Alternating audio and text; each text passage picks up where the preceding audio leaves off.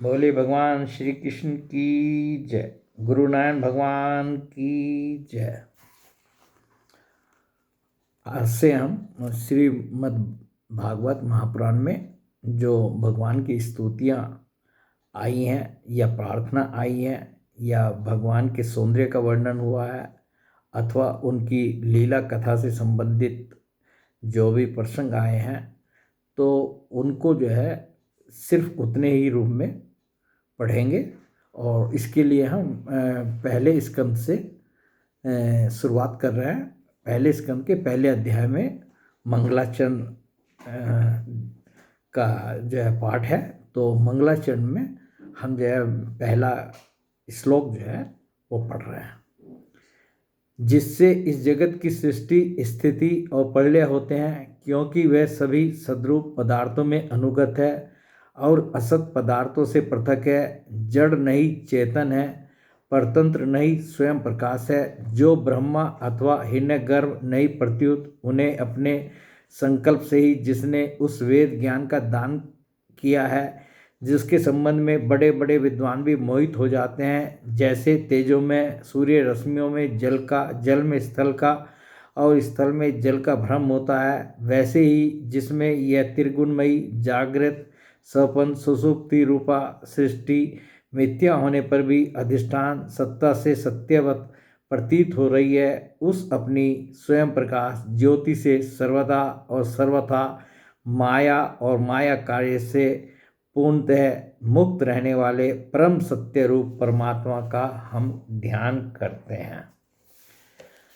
तो ये मंगलाचरण का पहला श्लोक जो है हमने पढ़ा है। और इसके बाद जो है हम दूसरा जो है जिस समय अश्वत्थामा ने द्रौपदी के 5 पुत्रों को सोते हुए मार दिया था और उसके बाद वो भागा था, तो उस अर्जुन भगवान कृष्ण के साथ जो है उसको पकड़ने के लिए, अश्वत्थामा को पकड़ने के लिए उसके पीछे दौड़े थे। तो भगवान श्री कृष्ण भी साथ में थे। तो अश्वत्थामा ने जो है अर्जुन को मारने के लिए ब्रह्मास्त्र चला दिया। जब उसको लगा कि अब मेरे बचने का कोई साधन नहीं है तो उसने ब्रह्मास्त्र चला दिया था। तो ब्रह्मास्त्र से जो है अर्जुन जो है जलने लगे। वो इतनी उसकी वो थी कि और उनकी समझ में नहीं आया कि ये क्या ज्वाला जो है आ रही है जो मुझे जला रही है। तो उन्होंने भगवान श्री कृष्ण से, भगवान श्री कृष्ण उनके सारथी थे उस समय भी, तो उन्होंने जो है भगवान श्री कृष्ण से प्रार्थना की। तो उसी प्रार्थना को हम जो है पढ़ रहे हैं। तो इसमें यह उस सत्य सब दिशाओं में एक बड़ा प्रचंड तेज फैल गया। अर्जुन ने देखा कि अब तो मेरे प्राणों पर ही आप बनी है, तब उन्होंने श्री कृष्ण से प्रार्थना की। अर्जुन ने कहा, श्री कृष्ण तुम सच्चिदानंद स्वरूप परमात्मा हो, तुम्हारी शक्ति अनंत है, तुम ही भक्तों को अभय देने वाले हो। जो संसार की धधकती हुई आग में जल रहे हैं, उन जीवों को उससे उबारने वाले एकमात्र तुम ही हो। तुम प्रकृति से परे रहने वाले आदि पुरुष साक्षात परमेश्वर हो। अपनी चित्त शक्ति स्वरूप शक्ति से बहिरंग एवं त्रिगुणमयी माया को दूर भगाकर अपने अद्वितीय स्वरूप में स्थित हो। वही तुम अपने प्रभाव से माया मोहित जीवों के लिए धर्म आदि रूप कल्याण का विधान करते हो। तुम्हारा यह अवतार पृथ्वी का भार हरण करने के लिए और तुम्हारे अनन्य प्रेमी भक्तजनों के निरंतर स्मरण ध्यान करने के लिए है। स्वयं प्रकाश स्वरूप श्री कृष्ण, यह भयंकर तेज सब ओर से मेरी ओर आ रहा है। यह क्या है, कहाँ से, क्यों आ रहा है, इसका मुझे बिल्कुल पता नहीं है। तो इस प्रकार जो है ये अर्जुन ने जो है वहाँ पर ये जो भी कहा, ये स्तुति का जो प्रार्थना की, ये भगवान की एक प्रकार की स्तुति थी। और इसके बाद का प्रसंग है कि जिस समय भगवान जो है हस्तिनापुर से द्वारका जाने लगे तो उन्होंने देखा कि उत्तरा जो है, उत्तरा कौन थी, अभिमन्यु की पत्नी, तो वो जो है डर करके एकदम बहुत डरी हुई और भागी भी आ रही है। और भगवान श्री कृष्ण की शरण में आकर के वे जो है आई, और उन्होंने जो है उत्तरा ने क्या कहा वो भी भगवान की स्तुति है। इससे उद्धव के साथ द्वारका जाने के लिए भगवान श्री कृष्ण जो है रथ पर सवार हुए। उसी समय उन्होंने देखा कि उत्तरा भय से विवल होकर सामने से दौड़ी चली आ रही है। उत्तरा ने कहा, देवादिदेव जगदीश्वर, आप महायोगी हैं, आप मेरी रक्षा कीजिए। आपके अतिरिक्त इस लोक में मुझे अभय देने वाला और कोई नहीं है, क्योंकि यहाँ सभी परस्पर एक दूसरे की मृत्यु के निमित्त बन रहे हैं। प्रभु, आप सर्वशक्तिमान हैं। यह देखते हुए लोहे का बाण मेरी ओर दौड़ आ रहा है। स्वामिन, यह भले ही जला डाले, परंतु मेरे गर्भ को नष्ट न करे, ऐसी कृपा कीजिए।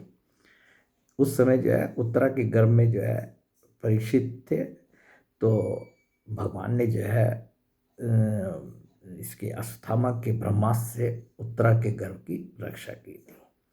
और उसके बाद कुंती ने जो है भगवान की स्तुति की थी। इसका हम अलग से वीडियो बना करके वो स्तुति पढ़ चुके हैं। और उसके बाद जो है ये भीष्म जी ने जो है प्राण त्याग करते समय भगवान की स्तुति की थी। उस स्तुति का भी हम अलग से वीडियो बना करके पाठ कर चुके हैं। अब जब भगवान श्री कृष्ण जो है द्वारका जाने लगे हस्तिनापुर से, तो रास्ते में जो है जो हस्तिनापुर की स्त्रियां थी वे आपस में जो है बातचीत कर रही थी। और वो बातचीत क्या थी वो हम पढ़ेंगे तो देखेंगे कि वो भगवान की एक प्रकार से जो है उनके गुणों का, उनकी लीलाओं का, उनकी महत्ता का वो गान ही कर रही थी। तो और वो भगवान को वास्तव में भगवान समझती थी, और भगवान समझ करके ही वे जितनी भी बातें आपस में कर रही थी वे सब जो है स्तुति और प्रार्थना की, और भगवान के गुणों की जो चर्चा उन्होंने की वो उसी श्रेणी के अंतर्गत आता है, इसलिए हम उस प्रसंग को भी पढ़ेंगे। हस्तिनापुर की कुलीन रमणियाँ जिनका चित्त भगवान श्री कृष्ण में रम गया था, आपस में ऐसी बातें कर रही थी जो सबके कान और मन को आकृष्ट कर रही थी। वे आपस में कह रही थी, सखियों, ये वे ही सनातन परम पुरुष हैं जो प्रलय के समय भी अपने अद्वितीय निर्विशेष स्वरूप में स्थित रहते हैं। उस समय सृष्टि के मूल ये तीनों गुण भी नहीं रहते। जगत, आत्मा, ईश्वर में जीव भी लीन हो जाते हैं और महत्व आदि समस्त शक्तियाँ अपने कारण अव्यक्त में सो जाती हैं। उन्होंने ही फिर अपने नाम रूप रहित स्वरूप में नाम रूप के निर्माण की इच्छा की तथा अपनी काल शक्ति से प्रेरित प्रकृति का, जो कि उनके अंशभूत जीवों को मोहित कर लेती है और सृष्टि की रचना में प्रवृत्त रहती है, अनुसरण किया और व्यवहार के लिए वेदादि शास्त्रों की रचना की। इस जगत में जिसके स्वरूप का साक्षात्कार जितेंद्रिय योगी अपने प्राणों को वश में करके भक्ति से प्रफुल्लित निर्मल हृदय में किया करते हैं, ये श्री कृष्ण वही साक्षात पर ब्रह्म हैं। वास्तव में इन्हीं की भक्ति से अंतःकरण की पूर्ण शुद्धि हो सकती है, योग आदि के द्वारा नहीं। सखी, वास्तव में ये वही हैं जिनकी सुंदर लीलाओं का गायन वेदों में और दूसरे गोपनीय शास्त्रों में व्यास आदि रहस्यवादी ऋषियों ने किया है, जो एक अद्वितीय ईश्वर हैं और अपनी लीला से जगत की सृष्टि, पालन और संहार करते हैं, परंतु उनमें आसक्त नहीं होते। जब तामसी बुद्धि वाले राजा अधर्म से अपना पेट पालने लगते हैं, तब यही सद्गुण को स्वीकार कर ऐश्वर्य, सत्य, रीत, दया और यश प्रकट करते और संसार के कल्याण के लिए युग युग में अनेकों अवतार धारण करते हैं। अहो, यह यदुवंश परम प्रशंसनीय है, क्योंकि लक्ष्मीपति पुरुषोत्तम श्री कृष्ण ने जन्म ग्रहण करके इस वंश को सम्मानित किया है। वह पवित्र मधुवन ब्रजमंडल भी अत्यंत धन्य है, जिसे इन्होंने अपने शैशव एवं किशोरावस्था में घूम फिर कर सुशोभित किया है। बड़े हर्ष की बात है कि द्वारका ने स्वर्ग के यश का तिरस्कार करके पृथ्वी के पवित्र यश को बढ़ाया है। क्यों न हो वहाँ की प्रजा अपने स्वामी भगवान श्री कृष्ण को जो बड़े प्रेम से मंद मंद मुस्कुराते हुए उन्हें कृपा दृष्टि से देखते हैं, निरंतर निहारती रहती हैं। सखी, जिनका इन्होंने पानी ग्रहण किया है उन स्त्रियों ने अवश्य ही व्रत, स्नान, हवन आदि के द्वारा इन परमात्मा की आराधना की होगी, क्योंकि वे बार बार इनकी उस अधर सुधा का पान करती हैं जिसके स्मरण मात्र से ही वृज बालाएं आनंद से मूर्छित हो जाया करती थी। ये स्वयंवर में शिशुपाल आदि मतवाले राजाओं का मान मर्दन करके जिनको अपने बाहुबल से हर लाए थे तथा जिनके पुत्र प्रद्युम्न, सांब, आम्ब आदि हैं, वे रुक्मणी आदि आठों पटरानियाँ और भौमासुर को मारकर लाई हुई जो इनकी हजारों अन्य पत्नियां हैं, वे वास्तव में धन्य हैं, क्योंकि उन सभी ने स्वतंत्रता और पवित्रता से रहित स्त्री जीवन को पवित्र और उज्जवल बना दिया है। इनकी महिमा का वर्णन कोई क्या करे।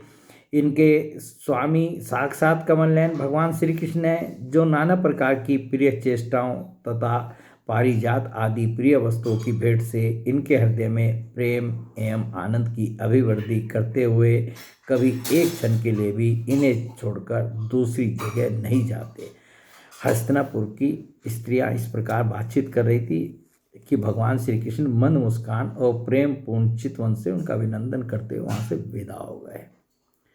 अब भगवान जो है जब द्वारका पहुँचते हैं, ये तब वहाँ की प्रजा जो है उनकी क्या उनके बारे में कहती है। वो अपने घर से निकल के आई और भगवान ने जाते ही वहाँ शंख बजाया, तो शंख की आवाज़ सुन करके जो है पांजन ने शंख बजाया था भगवान ने, तो उसकी आवाज़ सुन करके ही वहाँ की जनता जो प्रजा थी वो निकल के आए और वो भगवान से क्या बोल रही है वो हम पढ़ रहे हैं। ये पहले स्कंद के 11वें अध्याय में है। भगवान के शंख की वह ध्वनि संसार के भय को भयभीत करने वाली है। उसे सुनकर सारी प्रजा अपने स्वामी भगवान श्री कृष्ण के दर्शन की लालसा से नगर के बाहर निकल आई। भगवान श्री कृष्ण आत्माराम है, वे अपने आत्मलाभ से ही सदा सर्वदा पूर्ण काम है। फिर भी जैसे लोग बड़े आदर से भगवान सूर्य को दीपदान करते हैं, वैसे ही अनेक प्रकार की भेंटों से प्रजा ने श्री कृष्ण का स्वागत किया। सबके मुख कमल प्रेम से खिल उठे। वे हर्ष गदगद वाणी से सबके सुहृद और संरक्षक भगवान श्री कृष्ण की ठीक वैसे स्तुति करने लगे जैसे बालक अपने पिता से अपनी तोतली बोली में बातें करते हैं।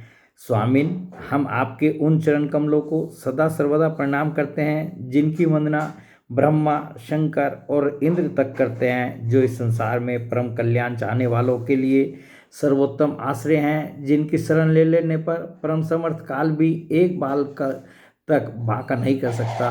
विश्व भावन आप ही हमारे माता, सुहृद, स्वामी और पिता हैं। आप ही हमारे सद्गुरु और परम आराध्य देव हैं। आपके चरणों की सेवा से हम कृतार्थ हो रहे हैं। आप ही हमारा कल्याण करें। हम आपको पाकर सनात हो गए, क्योंकि आपके सर सौंदर्य सार अनुपम रूप का हम दर्शन करते रहते हैं। कितना सुंदर मुख है, प्रेम पूर्ण मुस्कान से स्नेह चितवन। यह दर्शन तो देवताओं के लिए भी दुर्लभ है। कमलनयन श्री कृष्ण, जब आप अपने बंधु बांधवों से मिलने के लिए हस्तिनापुर अथवा मथुरा यानी व्रजमंडल को चले जाते हैं, तब आपके बिना हमारा एक एक क्षण कोटि कोटि वर्षों के समान लंबा हो जाता है। आपके बिना हमारी दशा वैसी हो जाती है जैसी सूर्य के बिना आंखों की।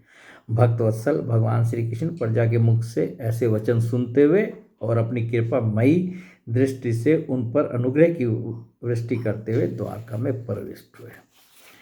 तो ये जो है, और इसके बाद जो है एक जब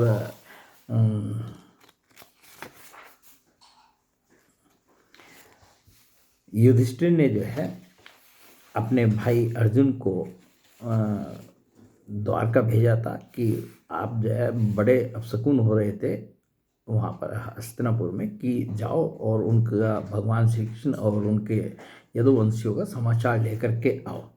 तो युधिष्ठिर के भेजने से जो अर्जुन वहाँ गए और सब समाचार लेकर के लौटे। तो उस समय जो है अर्जुन ने आकर के राजा युधिष्ठिर से जो है, पहले तो राजा युधिष्ठिर ने उनसे अनेकों प्रश्न कर डाले। तो वो जो है अर्जुन जो है जो बोले हम सिर्फ उसी को पढ़ रहे हैं। ये 15वें अध्याय में है। अर्जुन बोले, महाराज मेरे ममेरे भाई अथवा अत्यंत घनिष्ठ मित्र का रूप धारण कर श्री कृष्ण ने मुझे ठग लिया। मेरे जिस प्रबल पराक्रम से बड़े बड़े देवता भी आश्चर्य में डूब जाते थे, उसे श्री कृष्ण ने मुझसे छीन लिया। जैसे यह शरीर प्राण से रहित होने पर मृतक कहलाता है, वैसे ही उनके क्षण भर के वियोग से यह सारा संसार अप्रिय दिखने लगता है। उनके आश्रय से द्रौपदी स्वयंवर में राजा द्रुपद के घर आए हुए कामोन्मत्त राजाओं का तेज मैंने हरण कर लिया। धनुष पर बाण चढ़ाकर मत्स्य वेद किया और इस प्रकार द्रौपदी को प्राप्त किया था। उनकी सन्निधि मात्र से मैंने समस्त देवताओं के साथ इंद्र को अपने बल से जीतकर अग्निदेव को उनकी तृप्ति के लिए खांडव वन का दान कर दिया और मैं दानव की निर्माण की हुई अलौकिक कला कौशल से युक्त मायामयी सभा प्राप्त की और आपके यज्ञ में सब ओर से आकर राजाओं ने अनेकों प्रकार की भेंटें समर्पित की। 10,000 हाथियों की शक्ति और बल से संपन्न आपके इन छोटे भाई भीमसेन ने उन्हीं की शक्ति से राजाओं के सिर पर पैर रखने वाले अभिमानी जरासंध का वध किया था। तदंतर उन्हीं भगवान ने उन बहुत से राजाओं को मुक्त किया जिनको जरासंध ने महाभैरव यज्ञ में बलि चढ़ाने के लिए बंदी बना रखा था। उन सब राजाओं ने आपके यज्ञ में अनेकों प्रकार के उपहार दिए थे। महारानी द्रौपदी राजसूय यज्ञ के महान अभिषेक से पवित्र हुए अपने उन सुंदर केशों को, जिन्हें दुष्टों ने भरी सभा में छूने का साहस किया था, बिखेर कर तथा आंखों में आंसू भरकर जब श्री कृष्ण के चरणों में गिर पड़ी, तब उन्होंने उसके सामने उसके उस घोर अपमान का बदला लेने की प्रतिज्ञा करके उन धूर्तों की स्त्रियों की ऐसी दशा कर दी कि वे विधवा हो गई और उन्हें अपने केस अपने हाथों खोल देने पड़े।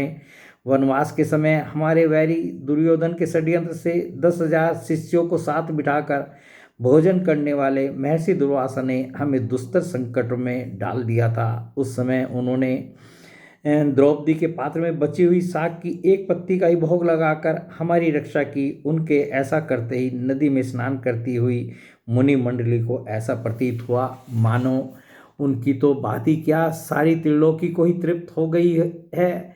उनके प्रताप से मैंने युद्ध में पार्वती सहित भगवान शंकर को आश्चर्य में डाल दिया और उन्होंने मुझको अपना पाशुपत नामक अस्त्र दिया। साथ ही दूसरे लोकपालों ने भी प्रसन्न होकर अपने अपने अस्त्र मुझे दिए।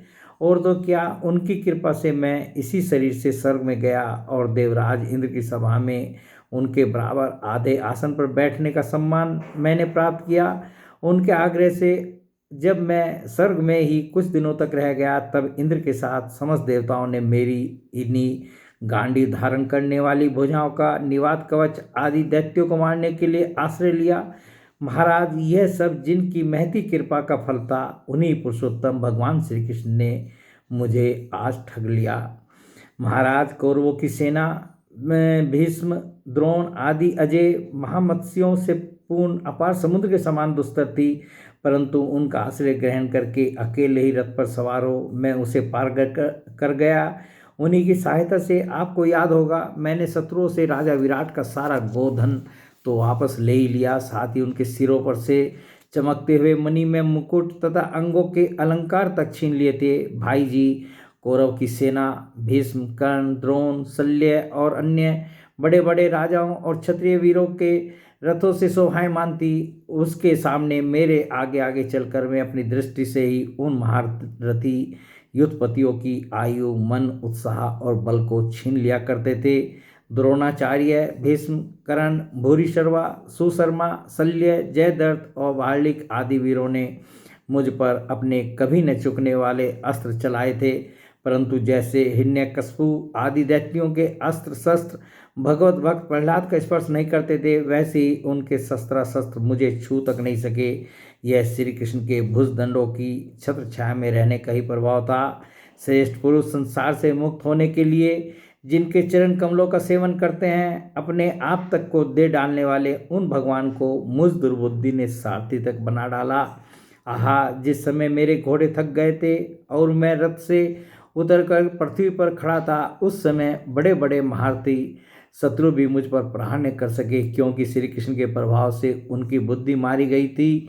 महाराज, माधव के उन्मुक्त और मधुर मुस्कान से युक्त विनोद भरे एवं हृदय स्पर्शी वचन और उनका मुझे पार्थ, अर्जुन, सखा, कुरुनंदन आदि कहकर पुकारना मुझे याद आने पर मेरे हृदय में उथल पुथल मचा देते हैं। सोने, बैठने, टहलने और अपने संबंध में बड़ी बड़ी बातें करने तथा भोजन आदि करने में हम प्राय एक साथ रहा करते थे। किसी किसी दिन मैं व्यंग से उन्हें कह बैठता, मित्र तुम तो बड़े सत्यवादी हो। उस समय भी वे महापुरुष अपनी महानुभावता के कारण जैसे मित्र अपने मित्र का और पिता अपने पुत्र का अपराध सह लेता है, उसी प्रकार मुझ दुर्बुद्धि के अपराधों को सह लिया करते थे।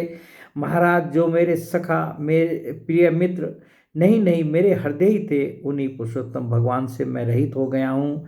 भगवान की पत्नियों को द्वारका से अपने साथ ला रहा था, परंतु मार्ग में दुष्ट गोपों ने मुझे एक अबला की भांति हरा दिया और मैं उनकी रक्षा नहीं कर सका। वही मेरा गांडीव धनुष है, वही बाण है, वही रथ है, वही घोड़े हैं और वही मैं रथी अर्जुन हूँ, जिसके सामने बड़े बड़े राजा लोग सिर झुकाया करते थे।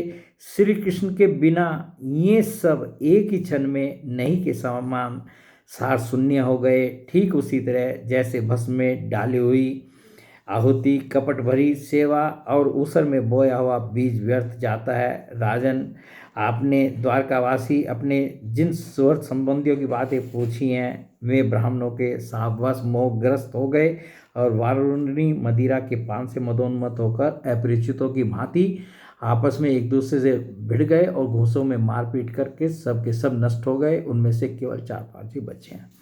तो ये अर्जुन ने जो है जो युधिष्ठिर को आकर के बताया, तो ये वो सब बातें जो हैं जिन जिन संकटों से और भगवान श्री कृष्ण ने जो है इनको पांडवों की रक्षा की थी, और जो जो अर्जुन ने